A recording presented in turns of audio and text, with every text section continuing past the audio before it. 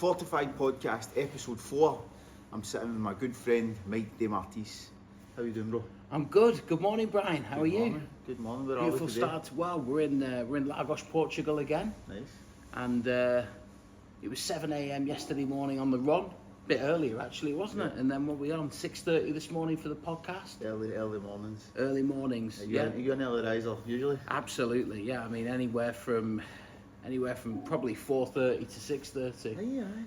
You've got to be into that little pocket in the morning is like a sacred space that I feel like 90% of people they're just not tapped into it. No, everybody's up at that time, so it's quiet. Exactly. But it gives you a bit of time to get up, do your routines, reflect a little bit, get intentional on the day. So for me, I can see like a profound difference between getting up early and being focused, and the outcome of the day is dramatically different. That's amazing. A 7:30, 8 a.m, roll out of bed, or just, in that frequency. When everyone else is getting up, everything seems a bit harder. You can kind of get ahead of the game. Just an hour, even half an hour can be magical. Of course. And I know you're big into your gratitude journaling, aren't you, first thing? I do it in a prayer. So I right, don't really okay. focus on the gratitude to be written down. But when I ask people to do it, maybe they don't want to do it in a prayer. I say do it in a journal, but I do journal a lot as well. But what are you going to ask? What's the difference?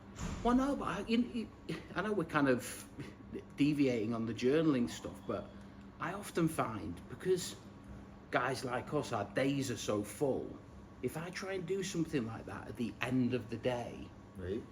like I'm tired, but basically my mind's less open. Right. One of the things I find first thing in the morning is like I'm just awake, I'm alive, I can feel things, hear things. Even in the middle of the night, sometimes I'll actually go to bed with a pen and paper, just because something, an idea, concept, something going on, it doesn't have to be business orientated, just generally your mind's more open. Do you write a lot? I do, I try to write down, even if it's in my phone, Right. because I don't know about you, Brian, but when you just lead a busy life and you've got ideas and there's a lot of stuff going on, a lot of the time when that thing's trapped in your head, it kind of haunts you a little bit. So for me, just the literal practice of like, oh right, that might be a good idea, bang, get it in here, get it wrote down, whatever it might be, actually it just relieves a load of overwhelm, and it's like, right, crack on. And then once a week normally I do like a bit of a journal review, again normally early Sunday morning, and I'll just go through like 100 and, it could be 10 things, could be 150 things, but you'll probably find like 10% of the things you come up with, you like either the great ideas or you want to take action on them. I've got lots of these books from years ago. I took journaling up 10 years ago. I've recently read a lot of them back. And honestly, man, see the things that I plan. A good 90% of them I do. Exactly. Because you get the imaginative state. And then when you bring it into physical reality, it's as if you're signing a contract, you're actually creating it in the physical reality. Exactly. And then you put it into action. It's like a contract with yourself. Absolutely. I think all the old school, all the old school lessons of just write your goals down, focus, like they all just serve a place. It's like you become intentional, or committed. I think that's probably, or actually in your language, fortified. You're fortifying the intention. That's it. So no, and I then think the that morning. up early with the journaling, with being a good person, with being aware of your habits, like your spending or whatever. Yeah. Not overdoing it, and not letting shit hit you wrong. So if some negative thing happens to your head, not let it affect you too much. Absolutely. And then the training, so there you go. But that all starts for you. That all starts with waking up early in the morning. It does. There you go. That's the first habit. Exactly. That's good. That. And even, obviously I've taken so much learning from, yourself and others, but, you tend to find if you're in the business game or family game or if you're trying to do all of that, there's still no better training hack than just doing it in the morning. It's done. Right. For me, if it's like, it's an after, obviously I'm not a professional athlete, so if it's anything that doesn't involve doing training first thing, that's another thing that's then like occupying my mind. I've got to do it, or I've not done it yet, or I'm starting getting guilty. It's like, right, just get it done, just move. Aye. I think that's the basic, isn't it? Just Training move. early in the morning's sacred, isn't it? It's therapeutic. Aye, it's sacred. Because you think you're going to be tired, but you Yeah. energy, you take energy from the session. Even if you've had a terrible night's sleep or no sleep or whatever, like you never feel worse. Right. You always feel better Right. post-training. Of course. Even if it's 20 minutes. It's a great way to set up your day. Yeah, definitely. So, yeah, all's good. And obviously things here, just the fact that we've got access to, the sun and the sunrises and all the nature at our disposal. And what, even yesterday we went for a bit of a run, did some press-ups. The backdrop's beautiful, all completely free. It's beautiful paradise. It is. So, I remember meeting you in Marbella. Yeah. And I've got a love-hate relationship with Marbella. It's a beautiful place and I've got all beautiful mates, but it's got a bit of energy that's... There's a bit of darkness there. A bit of dark energy that I'm not really into as well. So I kept saying to you, come to Lagos, come to Lagos. This is like 2 years ago. Exactly. And then, what was it, a few months ago you said, I'm going to Lagos. And I was like, fuck. Yeah. So, when I was in Lagos, I came in during COVID. I met a lot of people here obviously, but I was wanting like more social network to draw itself to it. Yeah. But a lot of people don't know about it. No. A lot of people don't know about the Algarve. I don't know what it is, but personally, in fact, I was watching one of your other podcasts, and the gym owner, the Shinobi gym owner, and Colin said something. He said, "Oh, Portugal is just full of golfers." And literally, for like 35 or for 40 years of my life, I was just convinced that Portugal was this pretty vanilla golfing capital, especially the Algarve, and I wasn't that interested. And then, like I said, meeting you mentioned Lagos.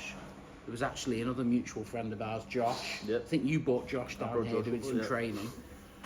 And then it's funny how life works out. I had for different reasons, a similar kind of response to Marbella as you. But I was looking like, what's the alternative? What was the kind of Southern European alternative where you've got the climate, where you've got a good community, where you've got gyms, where you've got opportunities, where there's just some life. It's safe as well. And safety. Really safe here, that's what I like. Absolutely. So yeah, we literally came down with the family. First time was last June, and then pretty much since then. I think like my part-time job is like Lagos tourist board. That's me. So now I'm all lit. For me, it's listen, it ticks so many boxes. Like you said, security, safety, climate, nature, environment, cost of living.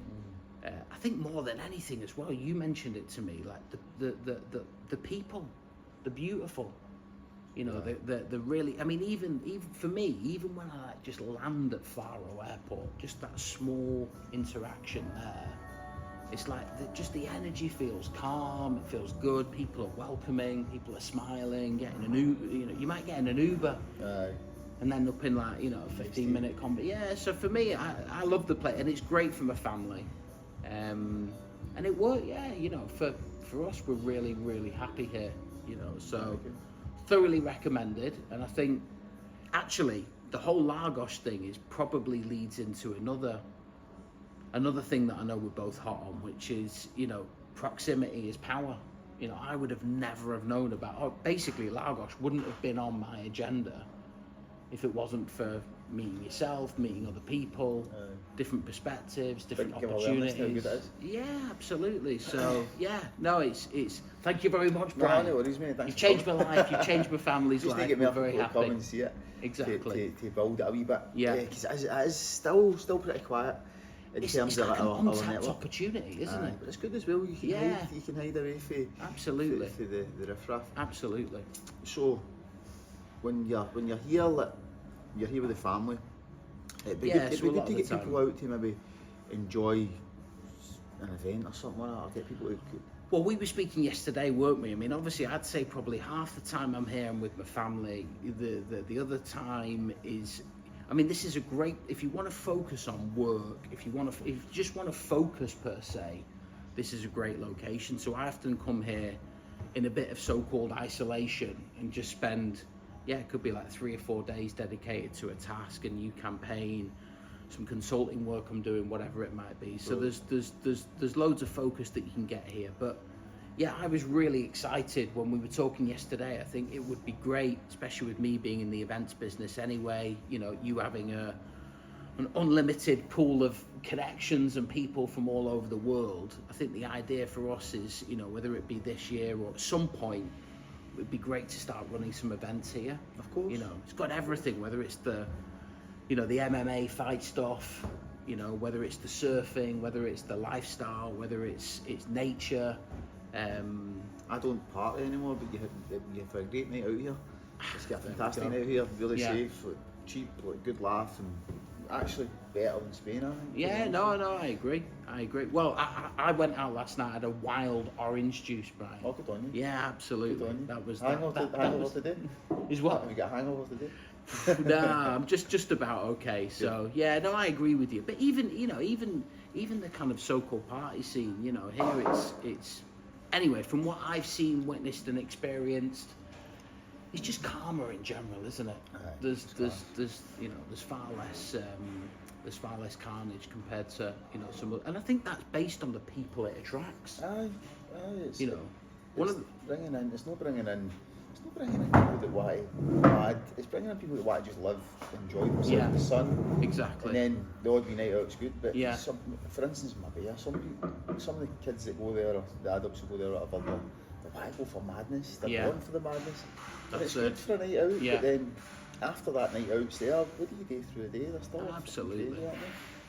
But you know, it takes a bit of life, and it takes a bit of wisdom to work out where you like, what you actually like, what's truly important. I mean, look, don't get me wrong. You know, in my 20s, and you know, even in my 30s. To be fair, you know, Marbella, the kind of, you know, the glitz and the glamour and the gyms and everything that kind of goes around that. You know, yeah, I can't.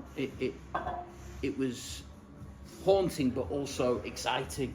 You know, so. You know, you kind of pull to those things. But actually, ironically, again, the best experiences I had in Marbella was just meeting the right people. So when I first went to Marbella, we were setting up some businesses and doing some other bits and pieces. But effectively, I had the wrong people. It all comes down to, I mean, I know it's such a cliche saying, but, you know, the 5 people that you spend the most amount of time with. You know, who your proximity actually is. You know, so we know, you know, we've got mutual friends in Marbella that are doing really well, but the proximity and the, you know, their network is tight, and the energy's together. You know, it's when you get splintered off with this thing or that thing, or, you know, whatever it might be. So it's just good support. Sometimes if you want to have a bit of downtime and go and chat, have a coffee. Yeah. I had a coffee with you yesterday, and I said to my wife, I said to you as well, I don't really do that a lot back home. I don't really just catch somebody for a coffee, because I think back home in the UK, a lot of people are just too busy. Absolutely. Too busy. Yeah. Do you know what I mean? There needs to be a balance. Yeah. You might be that busy, but not even being as successful. Exactly. Because you're not delegating your time for relaxation and your time for your family, and exactly. You're just always focused on work. Yeah. And they're very just preconditioned to, whether it be the diary and the time or just the way they live their life. You know, it kind of follows a certain trend. It does. It's like go from 8 a.m. to 6 p.m. or whatever. Yeah. Go, and then at night time everybody just crashes. Exactly. And you try and call somebody up. Like, I remember I used to walk down the town at like 11 o'clock at night here. But you call somebody up back home, what you up to, and they're in their bed at 7 p.m. watching Netflix. You know, exactly. Such a waste of your night, you know. It is. But then, don't get me wrong, you know, don't you think you've got people out there that are just like energy drains? So for instance, there's certain people, I'm sure, that are in your, you know, your phone book or on your Instagram, that if they called you for a coffee, you'd be like, oh, they're just gonna take energy-wise questions, whatever it might be. And then there's certain people where it's like, right, you meet for a coffee, and actually, you know, like you said, you walk away, you might have an idea, but regardless of whether you've taken anything from it, it's actually a boost. There's no, we were talking about business yesterday. I don't really get much conversations like that, because a lot of people are in their careers. Yeah. So they're in their career, and then they only think about their career. Even business-driven people, I go for a coffee with them, and it's like they like to tell me about their day and their business, and I'm like, I've got them supportive, and I'm not got a clue what they're talking about. No, I don't know that industry. No, exactly. I think, I don't know if this is the same as Manchester, mate, but in Glasgow, a lot of people are like crabs in a bucket. Yeah. And because I'm not like this, so No. I don't like to talk about people and gossip and that. But when I go, for instance, a coffee, right, good example, the certain individuals will want to speak about other certain individuals. Yes. And how they're doing well, and I'm just like, that's not my conversation topic, man. I know I think you might have shared something, but there's something like the lowest vibrational frequencies when you're gossiping about other people. Yeah, Like the vibrational chart, whatever it might be. I can't actually remember, but yeah, effectively, gossiping, talking about others, and it's normally steeps in envy as well, isn't it? It's envy, jealousy, hate, all these like super negative emotions. But again, actually, with us, I mean, like, life's a roller coaster, and like I've appreciated the whole journey, the ups and the downs, and I know you're testament to that. You don't appreciate the highs without the lows anyway. You don't deserve them. No, exactly. But I actually, when I see someone like winning, or that's fulfilling on their, their mission, their purpose, their goals, I've just got an immense amount of pride. I love it. I love seeing people win. I love seeing it. And that inspires me. I love seeing that. I think our friend, our mutual friend Josh, I mean, I remember meeting Josh, again, ironically, in Marbella. That would have been, what do you reckon, Brian, 2022? 2023, yeah, I think it was maybe that fight camp. Jan or Feb 20. Oh no, actually I think it was April. Right. Yeah, April. And again, he was just recounting his basic life story up to about 30. And then, I kind of see what he's built now, where he's living. He's just literally living his life's purpose. Good on him. Yeah, absolutely. And that's beautiful to see.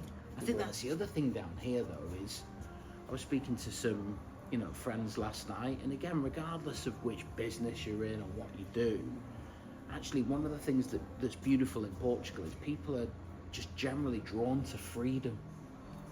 There's quite a big hippie culture down here, in a kind of alternative way. There's a broad thing, It's a diverse setup. These villas here that are just behind us and stuff like that. You can find your tribe. Yeah. You know what I mean?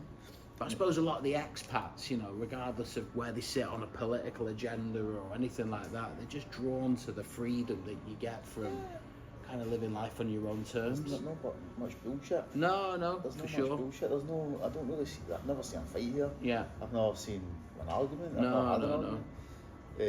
Should we make a bold prediction and go Lagos over Dubai 24/7? I think so. I like Dubai.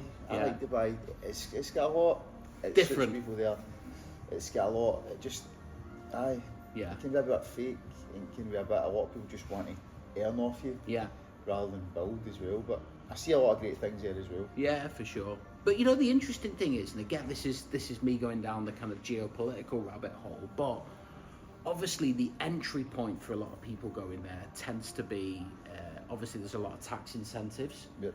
But you don't think like that's quite a smart government move as well? I mean, what's to say that in 5-10 years they're not just going to effectively get everyone there on a low tax regime, invest in the community, and then obviously at that point you'll probably find things just scale up over time anyway.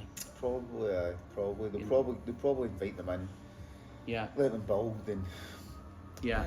I see. To be honest with you, I do really respect the sheikhs there. Yeah. And the kings there. They've built something amazing. Built different. Yeah, I agree. But then you look at it. That's what I'm trying to say. It's like fabricated. Yeah. Fabricated in the desert, stuff like that. Whereas, like, you need to appreciate the natural beauty here. Yeah. A place like Lagos. Yeah. It's just natural. It's just like there's nothing to be made up. No, you don't have to oversell it. Yeah. It's just done. Yeah. You know? Actually, what was your guy saying? It was that soft landing. Soft landing. I really like that. You come here and just relax. Yeah. Exactly. Me and my dad and my brother came here 10 years ago. Never ever heard of Lagos, never ever heard of Algarve. We just randomly drove here. Yeah. And enjoyed it. And then every year I came back on holiday, enjoyed it. And then COVID, they finally allowed families to leave the house. Yeah. And we just packed a car and just came to Lagos, basically. Yeah. We just stayed. And then I spent a bit of time recently in the UK. I need to pick that battle of what I'm doing, you know. So Yeah. I can see myself coming out here for my kids for the sake of them. Yeah. You know what I mean? What do you think the kids get from this place that they don't get in the UK?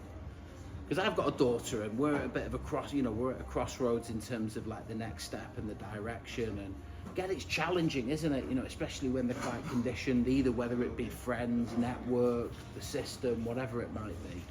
Boys are more, we're men, so boys are more easily mouldable, I think, or easily tougher, maybe would be the word. More resilient. More resilient, they can just go somewhere and handle it. So after a young son at 3, he can probably 4, he can just go somewhere and handle it a bit. My daughters, they were here, they went back to Scotland, they had a social group here, a social group in Scotland. They enjoy the tour rooms because they came back this week and they've been seeing their friends from Lagos. Beautiful. And then I've been saying to them, what do you want to do? And then they've been like, my youngest daughter's like, we're not leaving, we're staying in Lagos. So she doesn't want to go home then? She doesn't want to. I think the oldest one as well, she's like, I really enjoy it here and that. Yeah. So it's one of those things that you need to have the safety for your children. Yes. Which is the most important thing. Yeah. So, but isn't Portugal now rated? Is it the 6th or 7th safest country in the world? I don't know either. Yeah. Anyways, I think in European terms, I think it's top of the list. And well, safety for your kids is like ultimate for me. It's number one. You know what I mean? I don't care about anything else really beyond that. But I think Portugal has like a very crypto friendly environment for business and banks and stuff like that. But I think, was it Dubai, Portugal and Miami were like the crypto hubs? Yeah, absolutely, yeah. But you can see it here because the last few years there's been a lot of investment here. Yeah. I can hear Canadian and American voices in the town when I'm like, a lot more. Yeah. Yeah, I mean, they had a lot of the golden visa schemes, didn't they? Yeah. And I think there's, especially in the north, I think there's a lot of digital. Well, even in the south, a lot of digital. Yes, such an easy life, man. Yeah. You can fly in here, rent an apartment for no money. Yeah. Really. You can get a coffee for 60 cents. A Yeah. coffee in Scotland's £4. You can get a bottle of beer if you choose for €1. A bottle of beer Exactly. back home is £4. Yeah. You know what I mean? It's Absolutely. No, I think cost of living wise, it's still, especially income. I think when you come from the UK and just do a direct comparison, it's outrageous. You know, sometimes it's 4 times cheaper, but on the other side of that, 4 times better. I know exactly.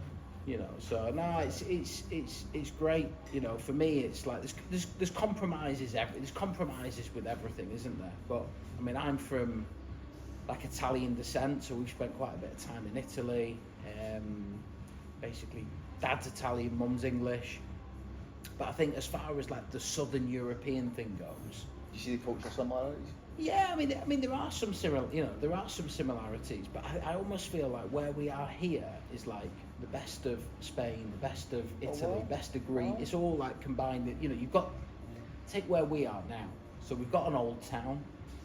You know, Italy's kind of renowned for all, or even saying that Greece is. You know, they all are. But we've got the old town, we've got the marina, we've got the climate, we've got the nature. You know, okay. Cuisine isn't Italian, you know. That's the best for you? Well, it could be, but you know, I'd say Portugal's a bit more like 6-pack friendly, you know, training What's friendly. your favourite though? Your favourite Italian food? Obviously. Yeah, I've got to say. Well, ironically, I actually own a pasta kitchen back Of home. course. Yeah, so. So are you missing out? You think you're missing out on any cuisine kind of levels here?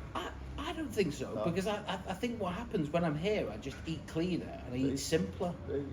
You know, It's and very simple food. It's really simple stuff. And actually, like, that's the stuff that I, you know, enjoy. I mean, I was mentioning a couple of dishes to you yesterday, like the pork and clams and so. I know you don't eat your pork, but yeah, there are some banging dishes. And also, if you go up into like the villages, they do little food festivals, and they're all renowned for something they make. Aye. You know, like which that. is nice. And the little tarts. The little Yeah, cakes the they little make, tarts. the You go homemade down ones. to the little, like the little farmers markets on Wednesdays and Sundays. Brilliant, isn't it? You know, it's brilliant. You have to kind of stay clear. There's a lot of baking here, though. That's what I've noticed. There's a lot of I'm not baking. gonna bro. lie, I've not ate clean this week. No. I've been enjoying myself because we've been getting out to all the restaurants that we used to eat. Do you know what I mean? Yeah. We've been doing it every night and every day. But not too bad. No. I've had a few pizza and burgers and that, you know. I'm doing an accountability checklist in my group. Yeah. Like keeping mentally fortified and that. And one of the things was like, have I ate clean today? And it wasn't yesterday. And I didn't clean. You know what I mean? I had a bit of ice cream and stuff like that. It started in the morning though, didn't it, with that pastel nata? Pastel de nata. But I don't. That's all right for a breakfast. Yeah. That's not bad for a breakfast. No, but it's the same in Italy, like the pastel del nata, yeah, pastel nata, whatever. Pastel de nata. Yeah. And there's like loads of like delicacies in Italy that are normally like in the morning, super sweet with a coffee. But actually, if you like look at like the historical reasoning behind that, it was to give all the farmers like super like basically effectively it's like the 500-year-old Red Bull. Right. That's what they had in the morning. Like actually, it was a strategic breakfast. So don't guilt yourself out. No, as long as it's in the morning though. Exactly, as long as it's in the morning. But the idea is that they move on to do like 7 hours of labour on a farm, you know, not go and sit in front of a MacBook. That's good. You know, so that's a bit of a different way of Are you doing business out here? What's your business things that you're doing? So big change in your life, sorry. Yeah, there has been a big change, and I think again one of the things that I've learned certainly that's been laser focused in the past 2-3 years is the benefits of having more geographic freedom. Right.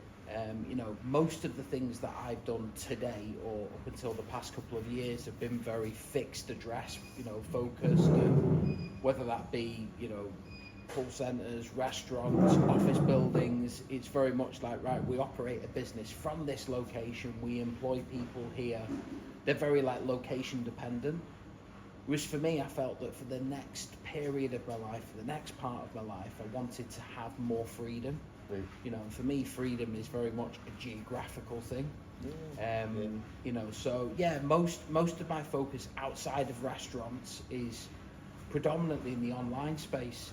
So whether that be, the main thing for as an example, like I'm involved with a VIP events company and hospitality company. So we create kind of, we can do anything, but everything from like all the sold out music, sports and cultural shows, custom made events, luxury travel. Amazing. So I'm quite involved in the kind of sales and marketing side of that. So that means I can do that from anywhere. Oh, right. Yeah, fantastic. Which is great. I do quite a bit of consultancy as well. So, businesses basically bring me in to consult them, whether that's in previous industries I've worked in or new ones. So again, that lends itself to the fact that I can do that effectively remotely. But then, I'm also open to opportunities in the future. I know we spoke yesterday.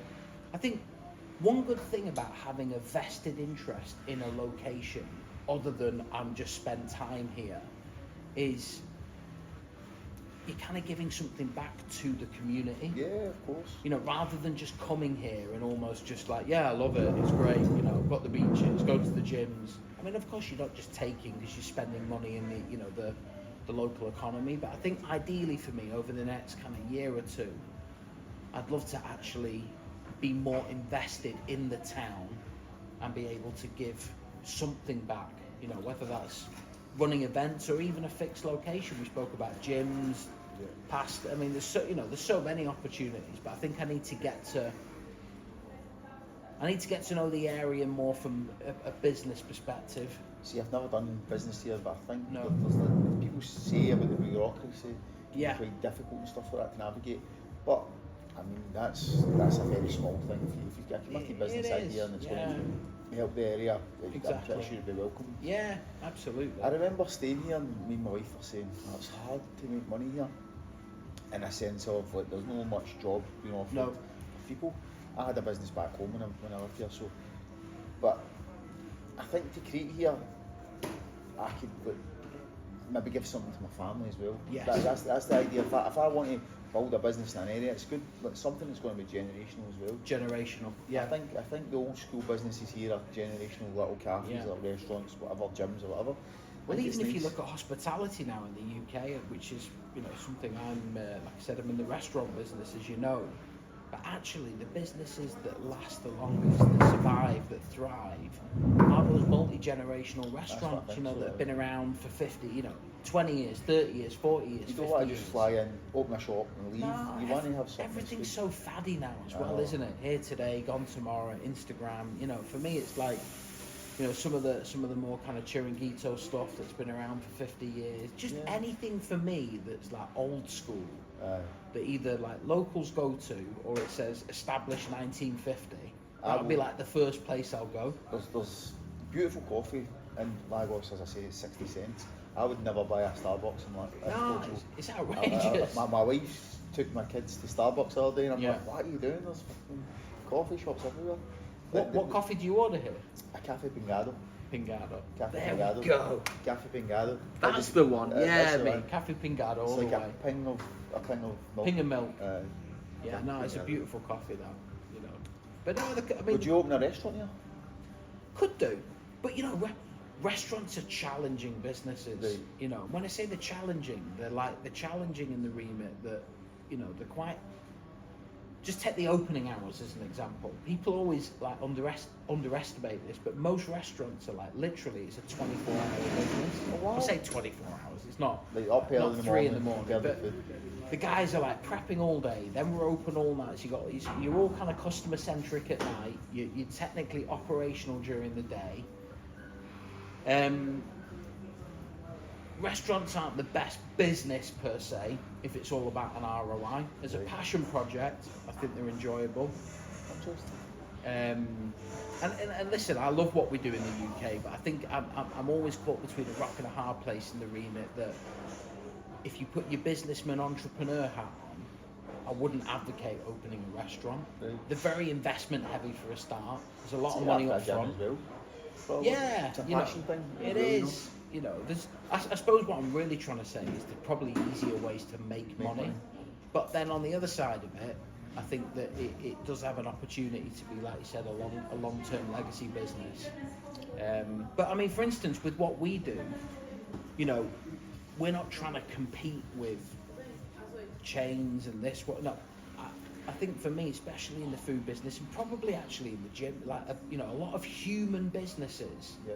It's like just focus on being as good as you can possibly be, and building great relationships. That's what I'm saying. That's why I wouldn't go to like Starbucks because I've got these mom and pop coffee houses. Exactly. Here.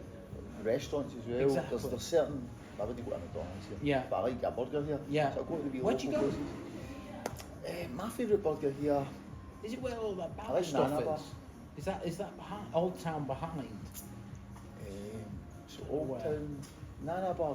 Right, okay. That's the one. The best rated burger in the world at one point off the top. Right, okay.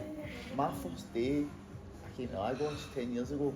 I've been reading a wee bit of how to speak Portuguese, and we came down this side street, Nana Bar, and I started talking to the guy. Hola, onde está Nana Bar? And the guy's like, oh, you speak good Portuguese? This guy's just accent, obviously, and he's speaking fluent English. He's like, in here, so. Nice big guy, beautiful burgers and that. But that's in Lagos? Right, okay. So that was the first restaurant I came to. Right, okay. And literally, when we stayed here, when we just came here, me and my wife, we had an apartment, literally just a small stone's throw from it. Yeah. So it's nice wee part. The food here, I think, the food here is simple. Yes. Even some people would say boring because it's not got like fancy, sexy sauces and stuff like that, but it's better cooked, I think. I think so. They've got a lot of attention in it. Yeah, but even if you just look at the meat as an example, like the quality of meat here in Portugal is significantly better than what you get in the UK. Is that really? I believe so. Wow. Yeah, 100%. I think you can just see it, you can taste it. Yeah. But things better. And I just think it's probably like I just think it's bred like the whole kind of meat ecosystem here. I'm assuming is just significantly better. Right, that's mad. You know, but yeah, I think like for me, again, if we lean back into the Italian stuff, the default is simple stuff done really well. I think so. I mean, that kind of defines Italian cuisine, but that's what you get here. I think so. You know, clean, simple stuff done really well. Actually, it's Latin culture. It's obviously it's the same culture. Yeah. Maybe a wee touch of Mediterranean and African here because we're African. You still on your old dates? Is that still your? Dates, yeah. Dates is the best pre-workout in the world. Is it? Oh, for me, I like. Would you do it with the slice of butter in there as well? I've tried that. I've seen that. Oh, it looks nice. I was at an event literally. What was it? 2 weeks ago. And What does it taste like? yeah, one of the it's beautiful. It's literally like a cake. Right. Yeah, so Yeah, it satisfies. Yeah, but I think if you get like, it's got to be grass fed and organic. It's got to be like obviously like the right stuff. But then there's me and you with some margarine in the middle of dates. So like I'm now referring to myself as a biohacker. Oh, is it a biohacker thing? I don't know. There's something going on with it. But anyway, apparently dates, grass fed butter. You live another 20 years of your life. Well, I've been eating dates for fucking. But the dates here, they're like that. Years. They're huge. I hear that. Yeah. Dates. You know, so. My old man. The other thing here is figs. There's a lot of figs here, isn't there? I've tried figs. Yeah. Is it quite similar? Yeah. Well, not quite, but they're good. They're good. You know, for that sweet thing, but natural. Fish here's good. Yeah, fish. Beautiful. But I've been out fishing. Have you? Caught a marlin. Have you? Caught a marlin, aye. Right, grabbed it in. They catch tuna here and stuff like that, so they do. No, it's good. Mate, I've done a wee bit of fishing back home, but I'm not really into it. But see, here I can do it every day. Yeah. See, because you get that sunshine. Yes. And you came out here at 6:30, 7 a.m. and the sunrise comes up. Yeah. You're out in a boat in the middle of the ocean. Exactly. What an Beautiful. experience. Well, we were saying yesterday, there's two things I need to nail down. I definitely want to get into. I need to sort my surf game out. Right. So for me this year, it's like, right, this 2025, the year of the surf. So we're going to get that back on. Not even back on. I'm going to learn how to do that. Take advantage of obviously what's on our doorstep. Plus, it's great for the kids. Yeah, anything like that. Just new experiences. There's a lot here that you don't do back home. Exactly. For instance, surfing or motorbiking or whatever you're into. I know a guy I was talking to the other day. He's took up archery. Wow. And he goes to like castles and stuff like that and plays for the Lagos team. He's an English guy. He does it for the Lagos team. Have you seen that little velodrome in the middle of Lagos? There's just random stuff here. They were literally, just in town the other day, and there was like, what on earth's going on here? It's literally like 150 like bikes going around and ice skating and just some outdoor velodrome. Yeah, it looked like the Colosseum. The skate thing, it looked like kind of like Colosseum vibes. And I was like, what is that? It's class. You know. It's class. So, what is the future hold for you? Are you going to be based here? Are you going to be? Yeah, I think that's a great question, and I think like the honest answer to that is I'm enjoying being nimble, bit hybrid, open to opportunities. I think if anything, like especially like I always say to you, like, you know, your story's been more pirate-esque in the remit. You've been here, you've been there, you've done this, you've done that. I need to be careful not to always just close myself into one location. You know, so when I say close myself in, it's like, yeah, I like to refer to myself as being like based here, got a home here, enjoy it, but I don't want to kind of cut off other opportunities that may exist. I just enjoy travelling, you know, whether that be kind of business or family. But yeah, this for me, especially autumn, winter time, perfect. I mean, it's perfect all year round. But I think for me, the next steps are 2025. I'm really, really, you know, committed to doubling down on what I'm doing in the event space. You know, I think there's one of the reasons I love events, and that's why I was excited speaking to you yesterday, is irrespective of the business side, just hosting events, whether that be sporting events, whether that be activity events, whatever it might be, it's actually just something I really enjoy. It's great seeing people happy. When did you start doing that? Is that that's a relatively new thing. That's past 6 months. Wow. You know, so yeah. But it's, you know, that's been really fun, and then we get to do quite a bit of travelling in terms of seeing some great events. You can see the world with events. Yeah, it's beautiful. I mean, if you look at like just like for arguments, probably like the bread and butter stuff we do. A lot of the F1's massive. Even stuff like Wimbledon. We've got stuff, you know, the boxing's massive. I mean, just the fight game in general now. Obviously, a lot of it's in Saudi. You know, does that limit your business, or is it still? Well, I think it. I mean, it probably limits it in the remit that I think there's less fights now. I don't know what you think. There's in the UK anyway. boxing wise, it's probably less. Well, definitely is less fight I nights. hadn't really thought of that, to be honest with you. But You know, that's they're just definitely they're just hosting kind of mega fights. So, for instance, we've had quite a lot of traction with the Eubank Conor Ben fight coming up. But again, that's, you can kind of see through it. It's a bit, you know, it's not. For instance, like for me, I was much more into the Bivol Berbatiev fight. That was a great fight. Yeah. I think the Conor Ben fight's going to have a lot of drama before it. Yeah, it's a spectacle. What about all about? Has he got? Eubank. Yeah. But I think the drama leading up to it is going to be amazing. Do you know what I mean? Well, I'm just hoping that Eubank Senior gets involved. I don't think he is. Yeah. I'm a big Eubank Senior fan. Yeah. I remember 1991, I think, or 1983. My mum introduced me to him in Glasgow. He was a little baby. And honestly, I've loved the guy since then. Well, here's a crazy story for you. So, my dad was in, like, surprisingly, the restaurant business in the 80s in Brighton. Right. So, obviously, Eubank was based in Brighton. And Eubank, effectively, Eubank Senior went to my dad's wedding, who he's married to. Oh, wow. He was at my dad's wedding. But I've got some wild Eubank stories. I mean, what I remember growing up, I must have been, we're talking Brighton now, so maybe 12, 13. And this was probably the height of his fame. And I think he had at the time, like, a white Range Rover. But what he would, like, sporadically do in the middle of Brighton is he'd just, like, pull the Range Rover up, you know, regardless of what the location was, literally get some mats out and just start effectively like shadow boxing in the middle of the street, 15-20 minutes.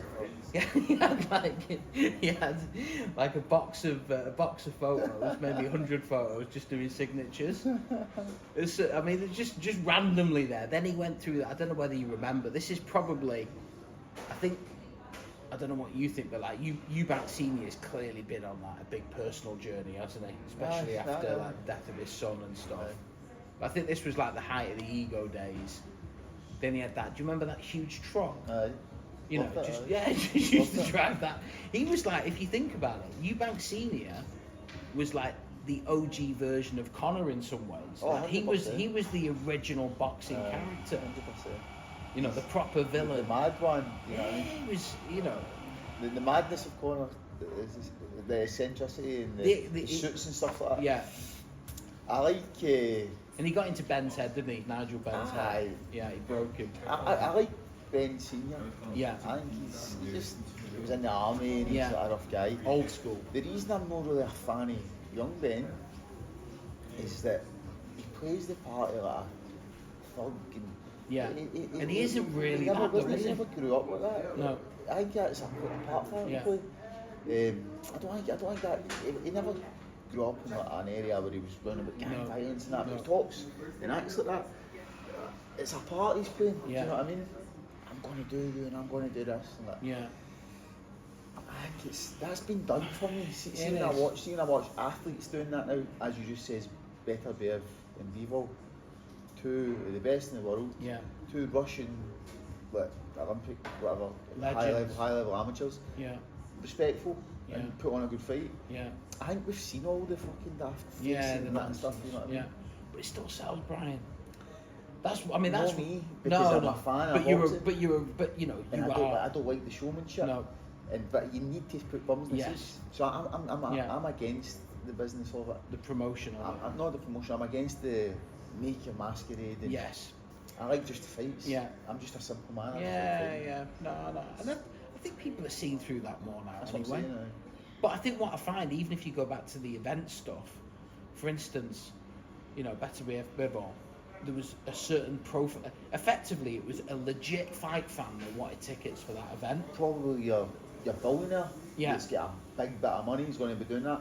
Whereas Ben's just going to be a young for the masses. It's going to be a drug dealer that wants to go and enjoy it with his wife or whatever.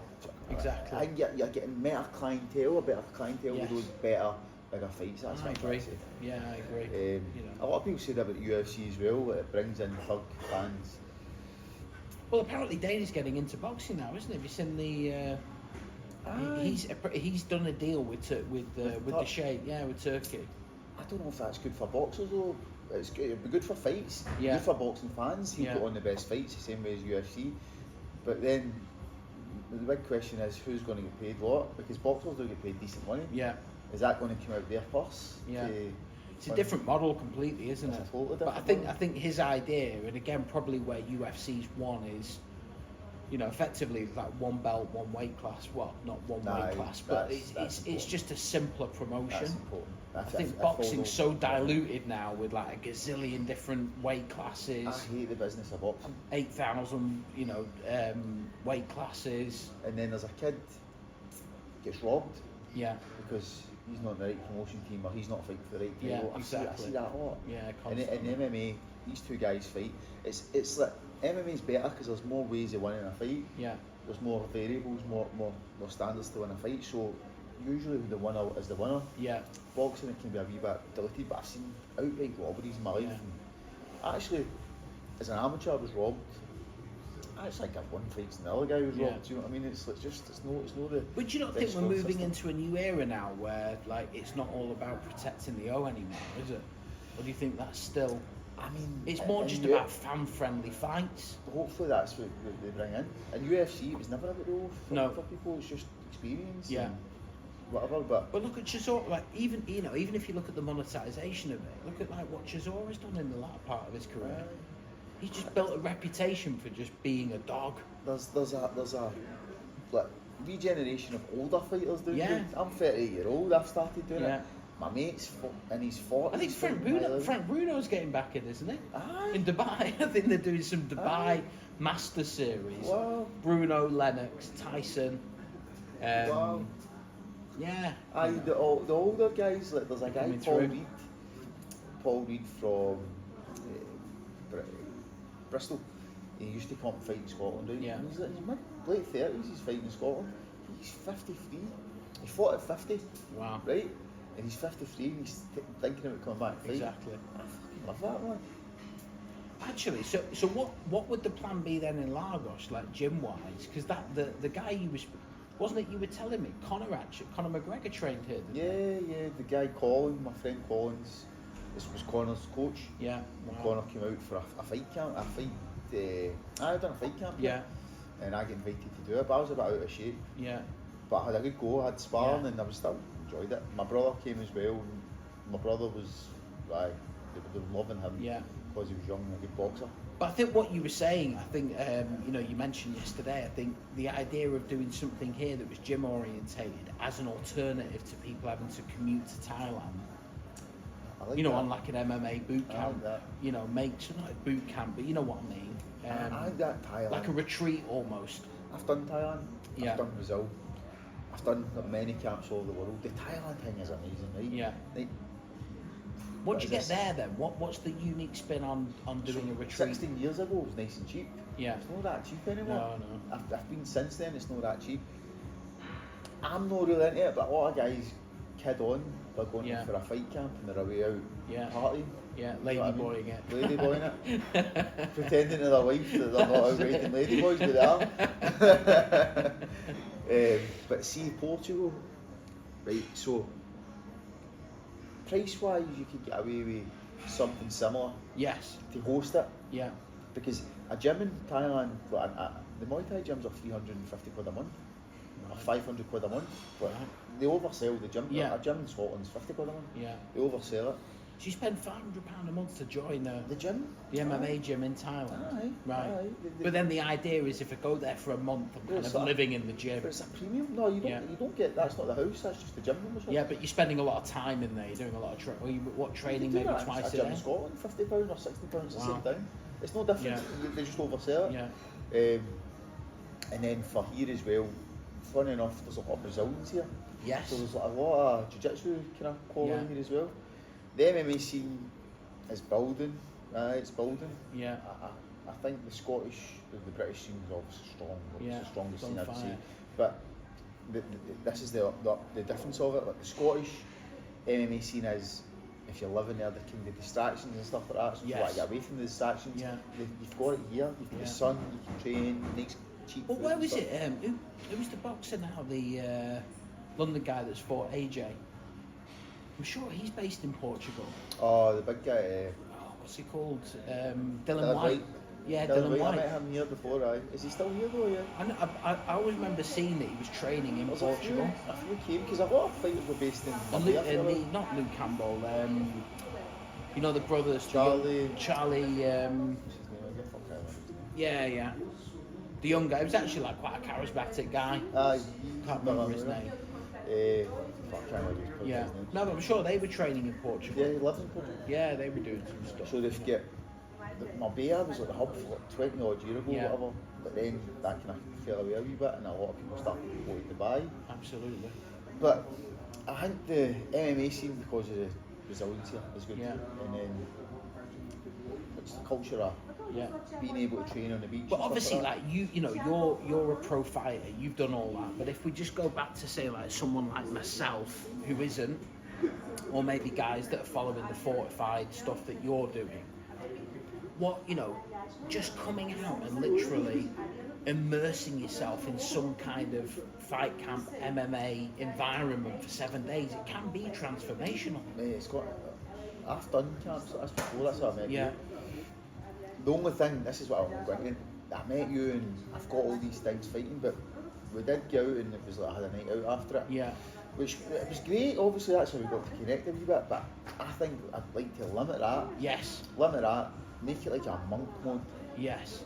Even no phones. Yeah. No access to outside life for like at least a few days. Digital detox from everything. Detox from everything. It's not just learning how to fight. It's like learning how to go running for 7 days. So really, fighting's just a mental access point, isn't it? And then it's what medium. Transpires from there. That's my whole business is that. It's like a medium.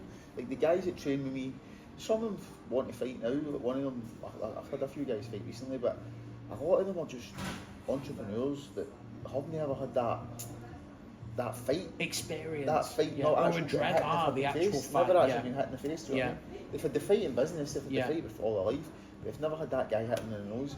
So then the lessons from that, I started to take notes about the lessons people are learning, and it's like mental fortification. Yes. Mental fortification.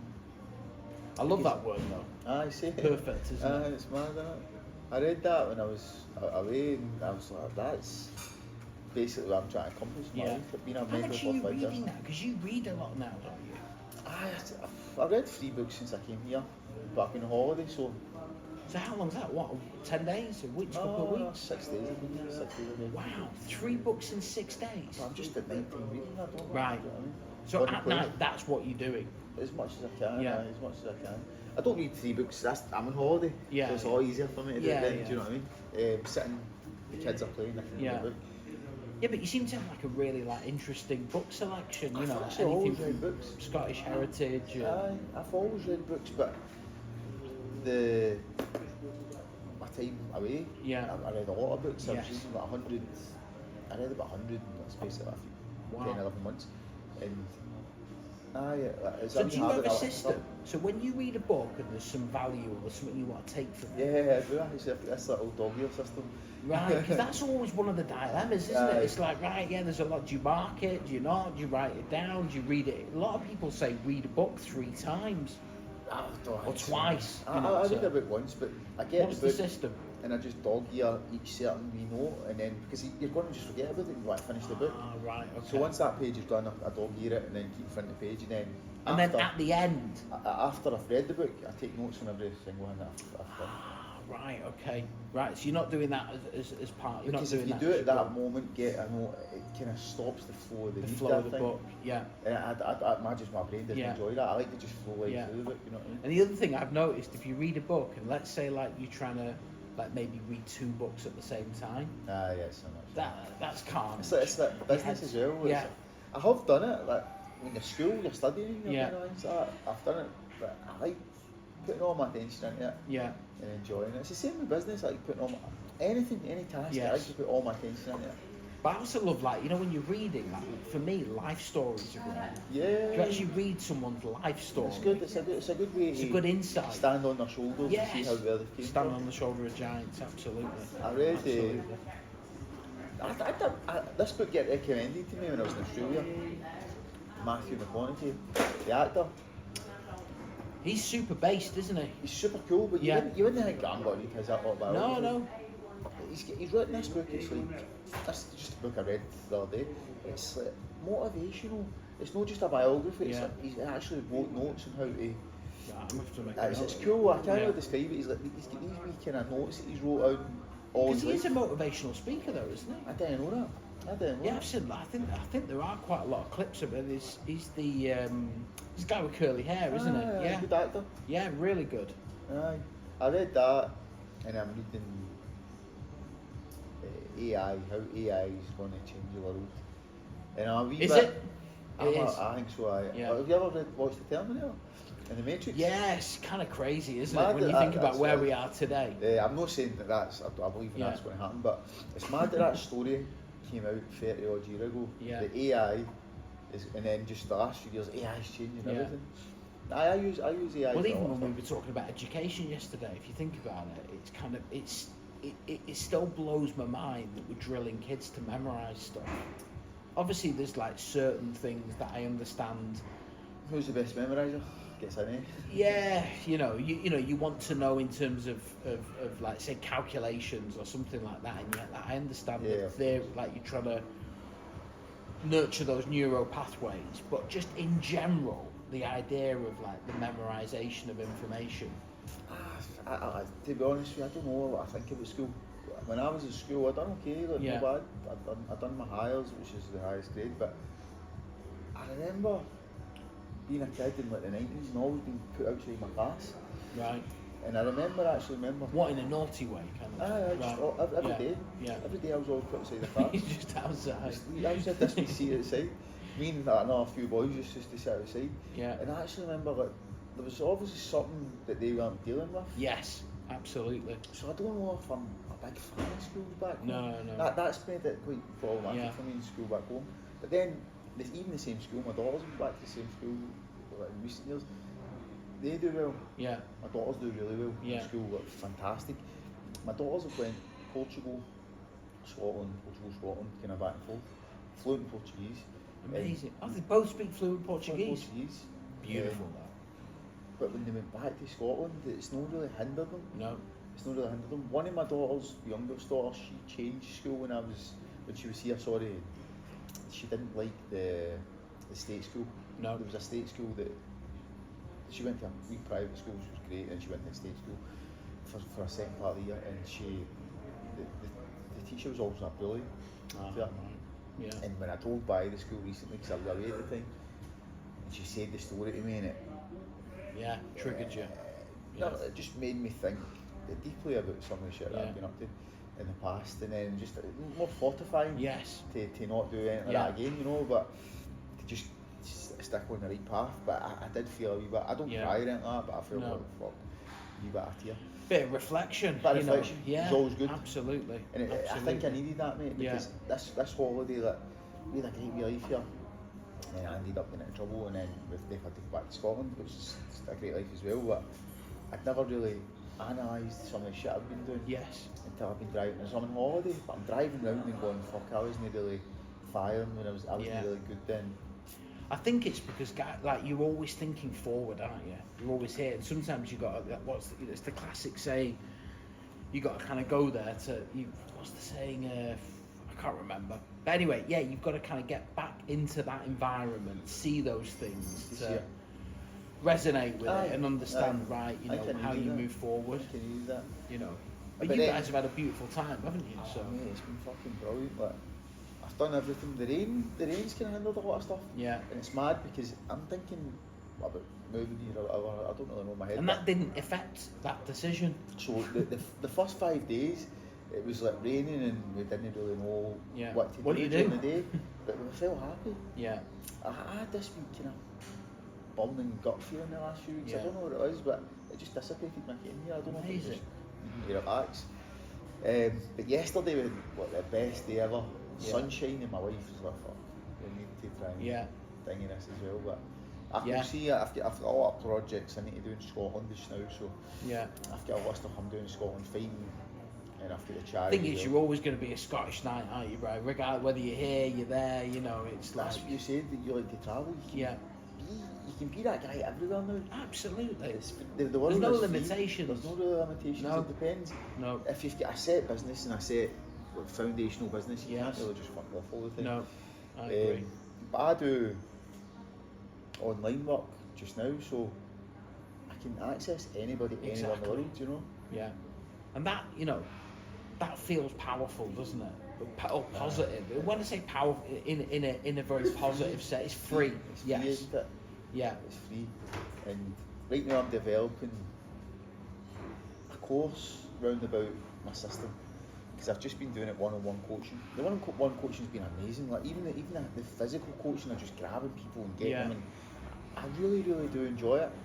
It's good. But with a course, I can get it all out to them there and condense it and give them one package. Absolutely. And then I don't see, to be honest with you, I'm really mad about the money.